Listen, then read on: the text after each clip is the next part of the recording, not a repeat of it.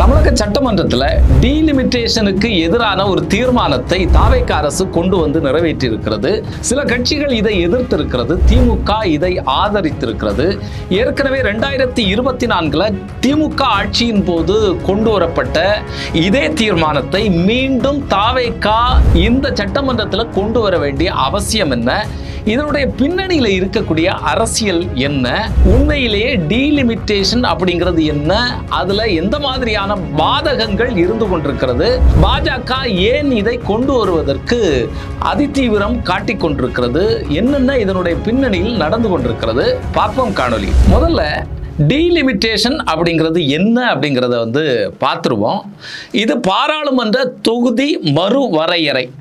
இந்த மறுவரை அப்படிங்கிறது நம்முடைய அரசியலமைப்பு சட்டத்தின் பின்னணியில் 89வது பிரிவினுடைய அடிப்படையில் மக்கள் தொகை இந்தியாவில் மாறும்போது அந்த மக்கள் தொகையினுடைய அடிப்படையில் பாராளுமன்ற தொகுதிகளை மாற்றி அமைக்க வேண்டும். இதுதான் அந்த 81வது இந்திய அரசியலமைப்பு சட்டத்தினுடைய விதி. அந்த சட்டத்தினுடைய அடிப்படையில் தான் இந்த தொகுதி மறுவரையறை கொண்டு வர பாஜக முயன்று கொண்டிருக்கிறது. சரி, இப்போ ஏற்கனவே இருந்து கொண்டிருக்கக்கூடிய 543 பாராளுமன்ற தொகுதிகளை விட எத்தனை தொகுதிகள் அதிகரிக்கக்கூடும்?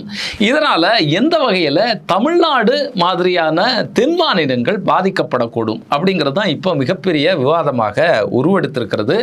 அதனால தான் இங்கே இருக்கக்கூடிய கட்சிகள், திமுக உட்பட அத்தனை கட்சிகளும் இந்த டீலிமிட்டேஷனை எதிர்த்து கொண்டிருக்கிறது. அத்தனை கட்சிகளும் நம்ம சொல்ல முடியாது. ஏன்னா இன்னைக்கு சட்டமன்றத்தில் அதிமுக இதை எதிர்த்திருக்கிறது, அதுபோல தேமுதிக எதிர்த்திருக்கிறது, பாமக எதிர்த்திருக்கிறது. அவர்கள் ஏன் எதிர்க்கிறோம் அப்படிங்கிறதுக்கான காரணங்களை சொல்லியிருக்கிறாங்க. முதல்ல சட்டமன்றத்தில் என்ன நடந்தது அப்படிங்கிறத நம்ம பேசிடுவோம். இந்த தாவேகா கட்சி இதை கொண்டு வந்ததனுடைய பின்னணியையும் நம்ம பேசுவோம். ஏற்கனவே 2026 தமிழக சட்டமன்ற பரப்புரை தீவிரமாக நடைபெற்று கொண்டிருந்த போது பாராளுமன்றத்தில் பாஜக இந்த டீலிமிட்டேஷன் பில்லை கொண்டு வருவதற்கு முயற்சி பண்ணுச்சு. அதற்கு முன்னாலேயே திமுக கடுமையாக இந்த டீலிமிட்டேஷனை எதிர்த்து கொண்டிருக்கிறது. இந்த டீலிமிட்டேஷன் கொண்டு வந்தால் தமிழகத்தினுடைய இந்த பகிர்மானம், பாராளுமன்ற தொகுதிகள் குறையும்.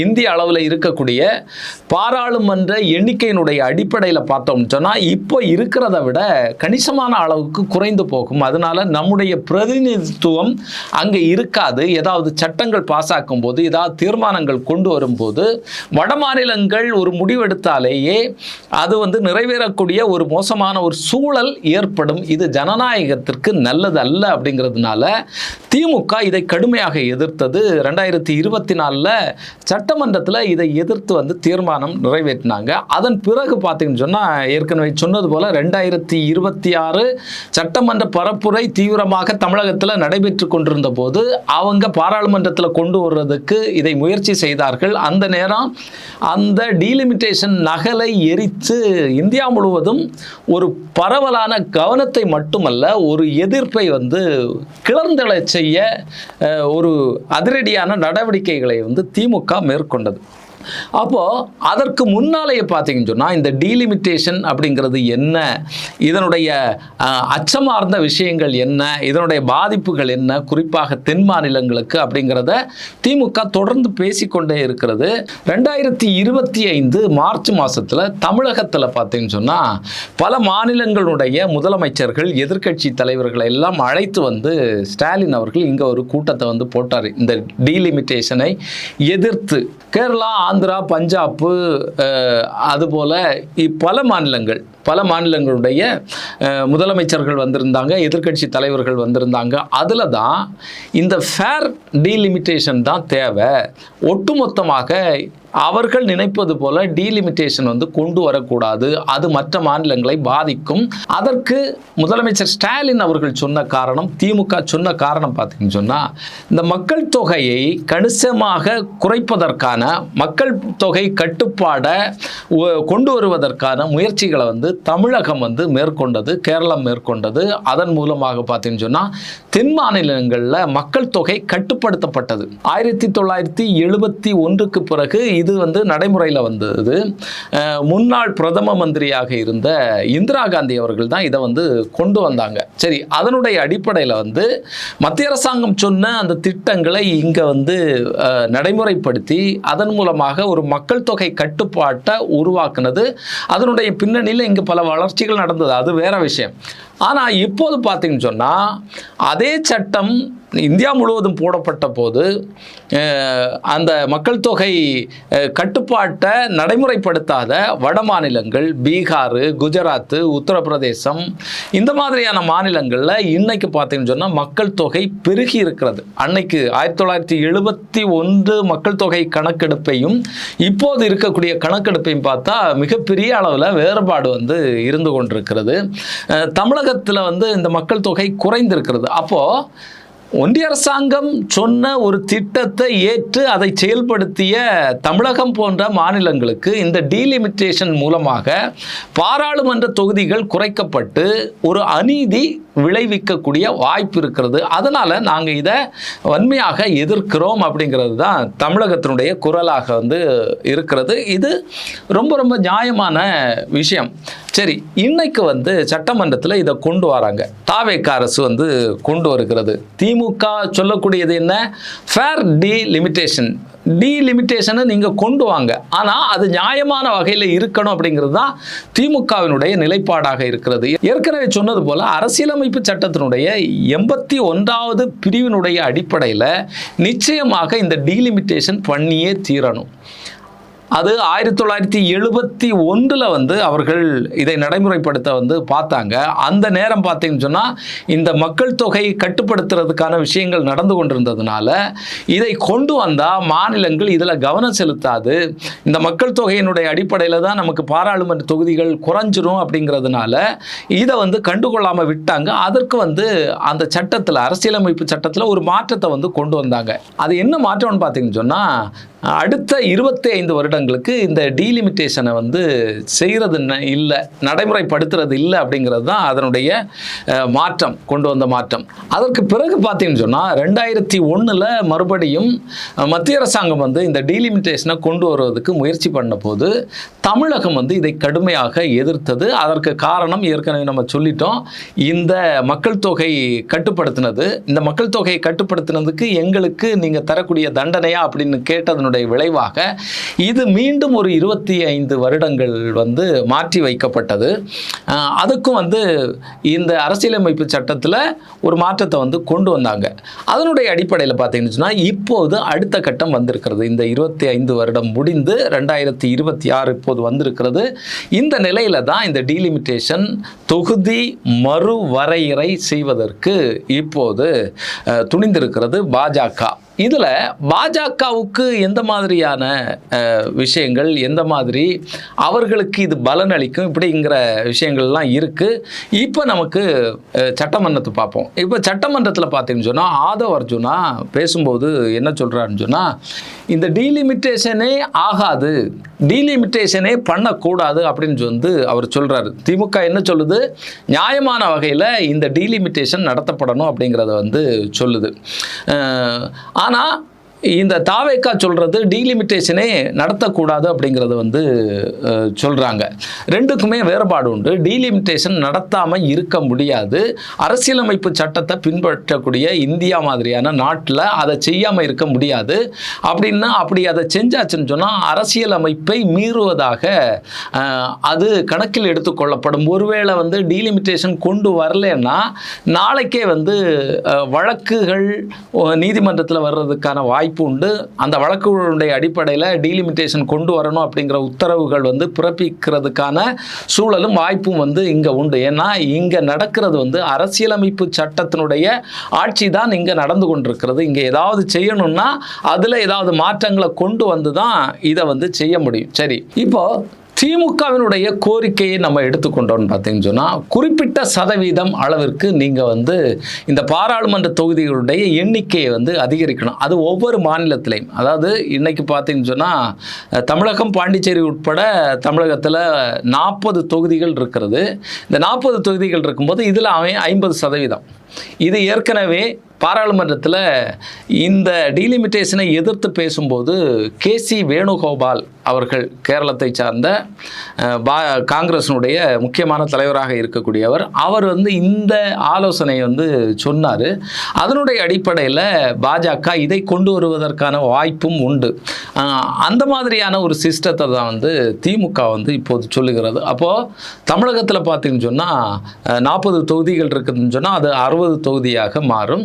மற்ற மாநிலங்கள்லையும் அப்படி மாறும். அப்படி வரும்போது இது மிகப்பெரிய பிரச்சனையை உருவாக்காது. இல்லாத பட்சத்தில் இது தமிழகத்திற்கு மிகப்பெரிய பாதகத்தை உருவாக்கும். அதுதான் ரொம்ப ரொம்ப முக்கியமான விஷயமாக இருக்கிறது. அதாவது 1971 காலகட்ட மக்கள் தொகை கணக்கெடுப்பின்படி தமிழகத்தில் இருந்தது, ஒட்டுமொத்த இந்தியாவிலேயும் தமிழகத்தில் இருந்த மக்கள் சதவீதம் பார்த்தீங்கன்னு சொன்னால் 7.2. அதன் பிறகு 2011ஆம் ஆண்டினுடைய மக்கள் தொகை கணக்கெடுப்பை எடுத்தோம்னு சொன்னால் நம்முடைய சதவீதம் 5.9% குறைந்திருக்கிறது. இன்னைக்குள்ள கணக்கெடுப்பை பார்த்தீங்கன்னு சொன்னால் 2026 கணக்கெடுப்பை எடுத்தீங்கன்னு சொன்னால் அது இன்னும் குறைந்திருக்கும். அப்போது ஒட்டுமொத்த இந்தியாவிலேயும் மக்கள் தொகை கணக்கெடுப்பின்படி தான் பாராளுமன்ற உறுப்பினர்கள் நியமிக்கப்பட வேண்டும். அதுக்கு ஏற்ற மாதிரி தான் நடைமுறைப்படுத்தணும் அப்படின்னு சொன்னால் நமக்கு இருக்கக்கூடிய இந்த பாராளுமன்ற உறுப்பினருடைய எண்ணிக்கை குறையும். ஒட்டுமொத்த இந்தியாவிலேயும் மற்ற பகுதிகளிலிருந்து பாராளுமன்ற தொகுதிகள் நடைமுறைக்கு வரும்போது தமிழகத்தில் குறையும். ஏற்கனவே உத்தரப்பிரதேசம், பீகார், குஜராத் இந்த மாதிரியான வட மாநிலங்களில் கணிசமாக மக்கள் தொகை அதிகரிச்சிருக்கு. அப்போது ஒழுங்காக இந்த மக்கள் தொகையினுடைய அடிப்படையில் பாராளுமன்ற தொகுதிகள் மறுசீரமைக்கப்பட்டால் அந்த பகுதிகளில், அந்த மாநிலங்களில் உள்ள பாராளுமன்ற தொகுதிகள் கணிசமான முறையில் கூடும். அது நமக்கு மிகப்பெரிய பாதிப்பை உருவாக்கும். அதுதான் நம்முடைய பார்வையாக இருக்கிறது. அப்போது இதையெல்லாம் தாண்டி இதில் மக்கள் தொகையினுடைய அடிப்படையில் தான் இந்த தொகுதி மறுசீரமைப்பு பண்ணணும் அப்படிங்கிற அந்த விஷயத்தை மட்டும் இந்த அரசியலமைப்பு சட்டத்திலிருந்து மாற்றி அமைத்தால், அது புதிய ஒரு திருத்தம் கொண்டு மாற்றி அமைத்தோம்னா வருங்காலத்திலையும் இது நமக்கு பெரிய பாதிப்பை உருவாக்காது. வருங்காலத்தில் மக்கள் தொகையை அதிகரிக்கும் போது பிற மாநிலங்களில் பாராளுமன்ற தொகுதிகள் கூடும்போது நமக்கும் பாராளுமன்ற தொகுதிகள் கூடும். அதனால் ஒரு பிரச்சனை இருக்காது. சரி, பாஜக இப்போது அரசியலமைப்பு சட்டத்தினுடைய அடிப்படையில் இந்த பாராளுமன்ற தொகுதிகளை கொண்டு வர முயற்சி பண்ணுது. இன்னொரு அட்வான்டேஜ் அவர்களுக்கு இருக்கிறது. இப்போ பார்த்தீங்கன்னா 543 தொகுதிகள் இருக்கிறது, பாராளுமன்ற தொகுதிகள் இருக்கிறது. அந்த தொகுதிகள் 50% அதிகரிக்கப்பட்டால், திமுக சொல்கிறது போல் 50% அதிகரிக்கப்பட்டால் 800 தொகுதிகளுக்கு மேலே வரும். 812 தொகுதிகள் அதிகரிக்கும். இதில் பெண்களுக்கு 33% இடஒதுக்கீடு அப்படின்னு ஒரு விஷயத்தை அவங்க கொண்டு வராங்க. ஏற்கனவே அதை சட்டம் பாஸ் பண்ணப்பட்டது. அது இன்னுமே விவாதத்துக்குரியது. அதை பற்றி பேசுவோம். அப்போ 800க்கும் மேற்பட்ட தொகுதிகள் இதில் வரும். இன்னொன்று பார்த்தீங்கன்னு சொன்னால் மாநிலங்களவை அப்படியே தான் இருக்கும். மாநிலங்களவையில் பார்த்தீங்கன்னு சொன்னால் 233 எம்பிக்கள் தேர்ந்தெடுக்கப்படுகிறாங்க. மத்திய அரசாங்கம் அவர்கள் நியமிப்பது 12 பேர். அப்படி ஒட்டுமொத்தமாக பார்த்தீங்கன்னு சொன்னால் 245 உறுப்பினர்கள் மேலவையில் இருப்பாங்க. இந்த மேலவையினுடைய எண்ணிக்கை அதிகரிக்காது.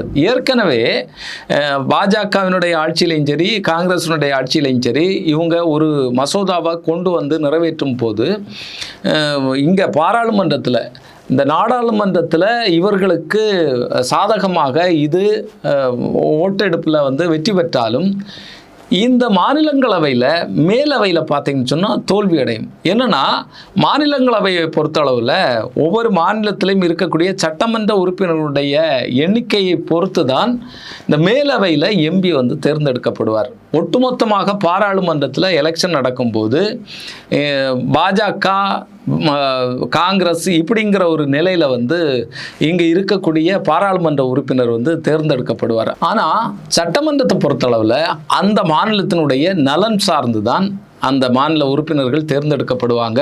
அதனுடைய அடிப்படையில் தான் மேலவை பாராளுமன்ற உறுப்பினர் இந்த கட்சிகள் தேர்ந்தெடுத்து அனுப்பக்கூடியது. அந்த வகையில் மத்திய அரசாங்கத்தில் இருக்கக்கூடிய கட்சிகளுக்கு மிகப்பெரிய செக்காக அவர்களை தடுத்து நிறுத்தக்கூடிய ஒரு இடமாக மேலவை இருந்தது.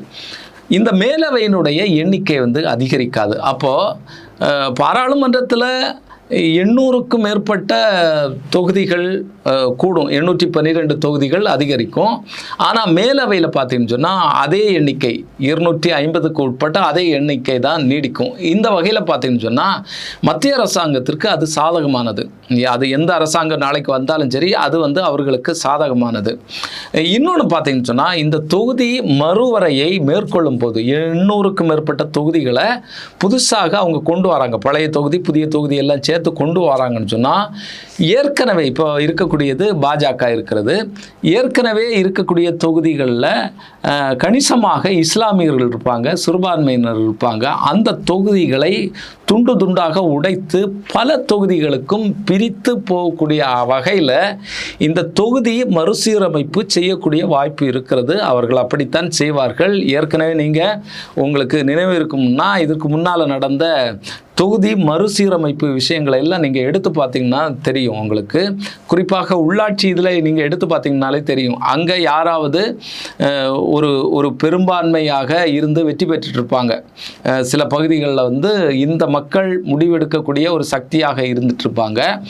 இந்த உள்ளாட்சி இதிலேயே அந்த தொகுதியை மறுசீரமைப்பு செய்யும் போது அதை கரெக்டாக ஆளக்கூடிய வர்க்கங்கள், அதிகாரத்தில் இருக்கக்கூடிய வர்க்கங்கள் என்ன நினைக்கிறாங்களோ அதுக்கு ஏற்ற மாதிரி அந்த தொகுதி, உள்ளாட்சி தொகுதிகளையே மாற்றக்கூடிய வல்லமை பெற்றவர்களாக இந்த அதிகாரத்தில் இருக்கிறவங்க இருக்காங்க. நமக்கு தெரியும்.